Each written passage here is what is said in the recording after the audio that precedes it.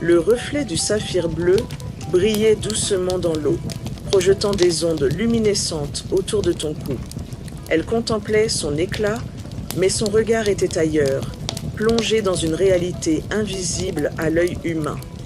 L'écho des événements récents résonnait encore en elle. Comment en était-elle arrivée là? Quelle force mystérieuse l'avait guidée jusqu'à cet instant précis, où l'eau, la pierre et son âme ne faisaient plus qu'un. Les murmures de l'univers lui parvenaient comme un chant lointain. L'histoire ne commençait pas ici. Elle avait commencé bien avant. Ce n'était qu'un simple crépuscule, semblable à tous les autres. Ou peut-être pas. Le jaspe rouge brillait dans ses mains, irradiant une chaleur familière, ancrée dans les profondeurs de la terre. Depuis son retour du royaume des pierres, Tonku savait que son destin ne serait plus jamais le même. Pourtant, rien ne la préparait à ce qu'elle s'apprêtait à vivre. Une brise légère souleva les pans de son étoffe, et alors qu'elle levait les yeux vers le ciel nocturne, une lueur étrange perça l'obscurité. Un éclat bleuté, vibrant, presque liquide. Le vent changea, transportant avec lui un souffle ancien, porteur de secrets oubliés. Puis, dans un silence profond, une silhouette majestueuse se dessina. Son manteau flottait comme des vagues d'un océan céleste. Sa peau semblait tissée d'étoiles et ses yeux étaient comme deux saphirs vivants, reflets des vérités cachées de l'univers. Je suis Ki Mbazi Tadisaa, le guide du Tadi Safili ou Saphir, la Tadi du ciel et des étoiles. Sa voix était à la fois douce et puissante, résonnant dans l'air comme une mélodie céleste. Je viens compléter l'enseignement de Ki Mbazi Tadisa pour t'ouvrir au mystère de l'eau et de la matière. Avant même qu'elle ne comprenne pleinement ce qui se passait, le monde autour d'elle changea. Le sol disparut sous ses pieds, laissant place à une immensité étoilée. Un océan de lumière flottait sous elle, un royaume où le temps semblait suspendu. Puis, il apparut dans la paume du guide, un saphir bleu d'une profondeur infinie. Le saphir est l'un des trésors les plus anciens du monde, un fragment du ciel cristallisé. Il est la mémoire des étoiles. D'un geste fluide, Ki Mbazi Tadisaa fit apparaître devant elle les différentes variétés de saphirs, chacune rayonnant d'une énergie unique. Le saphir bleu, semblable au crépuscule, favorisant la sagesse et l'intuition. Le saphir jaune, éclatant comme le soleil, porteur de prospérité et de clarté.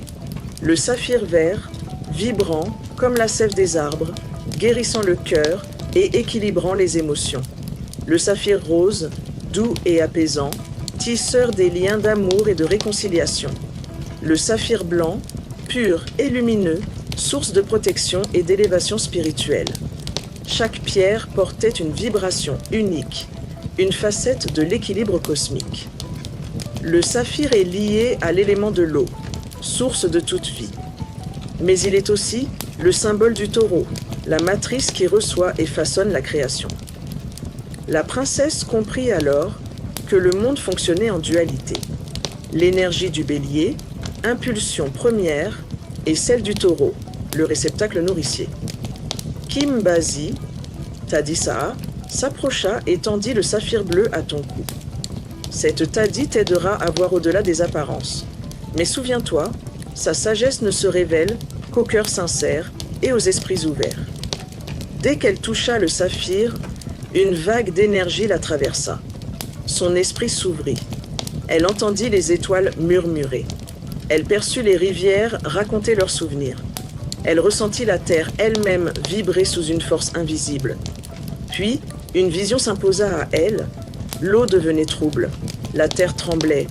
Quelque chose approchait. Un danger ancien et puissant. Elle ouvrit les yeux. Elle savait désormais ce qu'elle devait faire. Retour à l'instant présent. Le saphir bleu vibrait toujours doucement entre ses doigts. Tonku savait que ce moment, au bord de la rivière, n'était que le début d'un voyage plus grand. Bientôt, elle affronterait des vérités qu'elle n'avait jamais soupçonnées. Bientôt, Elle comprendrait pourquoi les esprits de l'eau l'avaient choisi. Bientôt, le voile du mystère se lèverait et son destin serait scellé. Mais pour l'instant, elle se contenta d'observer l'eau et d'écouter son murmure ancien. Tout avait déjà commencé, et pourtant, tout restait encore à découvrir. Depuis sa rencontre avec Ki Mbazi Tadi Essa, la princesse Tonku ressentait un changement profond en elle. Chaque nuit, elle rêvait de cascades lumineuses, de cieux étoilés, et parfois, elle entendait des murmures venant de la pierre de saphir bleu qu'elle portait désormais autour du cou. Un matin, alors qu'elle se promenait près de la rivière sacrée de Bula, elle décida de plonger la pierre dans l'eau. Dès qu'elle toucha la surface, un frisson parcourut son corps. L'eau sembla vibrer, former des cercles parfaits, et à sa grande surprise, elle entendit une voix douce, semblable à un écho lointain. La vérité ne se voit pas seulement avec les yeux, mais avec l'âme. Regarde autrement, et tu comprendras. Intriguée, Tonku observa la rivière avec plus d'attention. Elle ne vit d'abord rien d'anormal, mais en fermant les yeux et en se concentrant sur l'énergie du saphir, une vision lui apparut. Des silhouettes transparentes flottaient au-dessus de l'eau, des formes lumineuses comme des esprits de l'eau. « Qui êtes-vous » murmura-t-elle. Une entité aquatique s'approcha d'elle, son corps ondulant comme une vague. « Nous sommes les gardiens de l'eau, les esprits anciens qui veillent sur l'équilibre du monde. Peu d'humains peuvent nous percevoir, mais le saphir t'a ouvert les yeux. Tu es désormais lié à notre royaume. » Tonku réalisa que le saphir lui avait donné un pouvoir précieux, celui de voir ce qui est caché, de percevoir les vérités invisibles aux yeux ordinaires. Ce don pouvait être une bénédiction, mais aussi une responsabilité immense. « Pourquoi m'accordez-vous ce pouvoir ?» demanda-t-elle. « Parce que le monde est en déséquilibre et qu'un grand danger approche. Seuls ceux qui comprennent les liens entre les éléments pourront préserver l'harmonie. Tu devras apprendre à écouter les voix de l'eau, car elles portent les souvenirs du passé et les avertissements du futur. » Tonku sentit son cœur s'accélérer. Quel danger menaçait son peuple?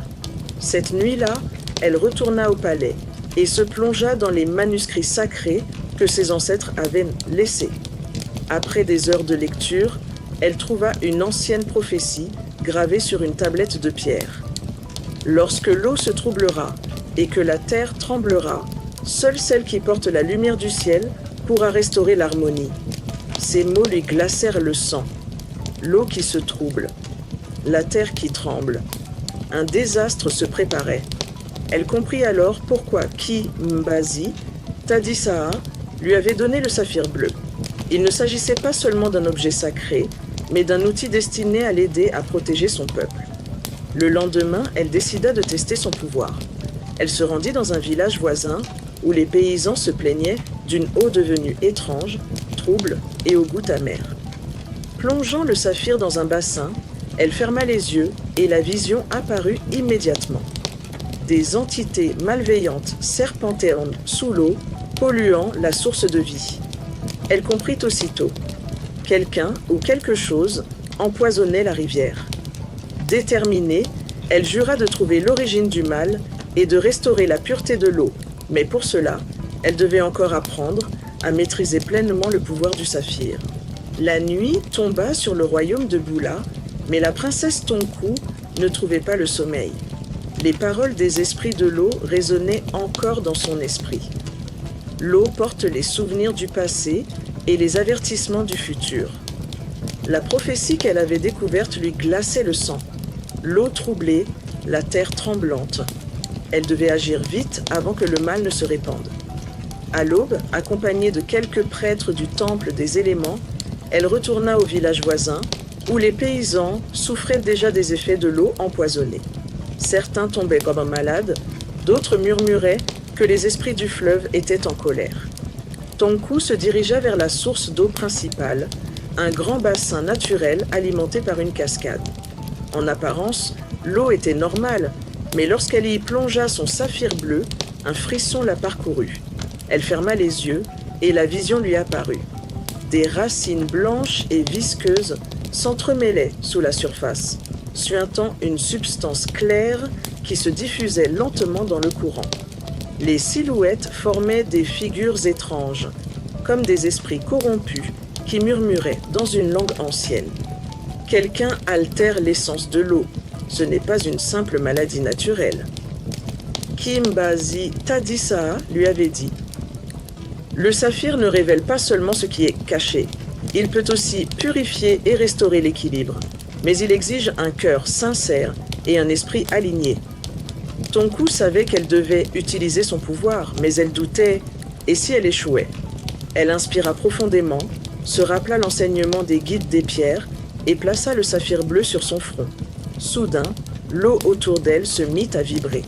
Une lumière bleue intense jaillit du saphir, illuminant tout le bassin. Les silhouettes réagirent violemment, se tordant et hurlant dans un langage incompréhensible. Mais plus Tonku se connectait à la pierre, plus elle ressentait l'eau autour d'elle, vivante, consciente.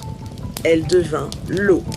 Elle comprit alors ce que le saphir voulait lui montrer. Une vision du passé lui apparut. Un sorcier inconnu, vêtu d'un manteau sombre, se tenait sur une montagne, surplombant la source sacrée. Dans ses mains, une pierre noire pulsait, et d'un murmure, il avait laissé couler un fluide sombre dans le courant de l'eau. Il n'était pas seul. D'autres silhouettes étaient cachées dans l'ombre. Tonku ouvrit brusquement les yeux, haletante. Ce n'était pas un accident. Quelqu'un avait volontairement souillé l'eau pour nuire à son peuple. Mais qui et pourquoi? Le saphir bleu vibra doucement dans sa main, comme pour lui dire que ce n'était que le début de son épreuve. Elle devait trouver l'identité du sorcier et comprendre ses intentions, découvrir la nature de la pierre noire et la contrer, restaurer la pureté de l'eau avant qu'il ne soit trop tard. Les esprits de l'eau murmuraient encore autour d'elle. Suis le courant et tu trouveras les réponses. Elle leva les yeux vers la cascade. L'eau coulait depuis les hauteurs de la montagne sacrée de Bula. C'était là que commençait son prochain voyage. Elle prendrait la route à l'aube, armée de son saphir, de sa sagesse et de son courage. Le destin du royaume était désormais entre ses mains. À suivre.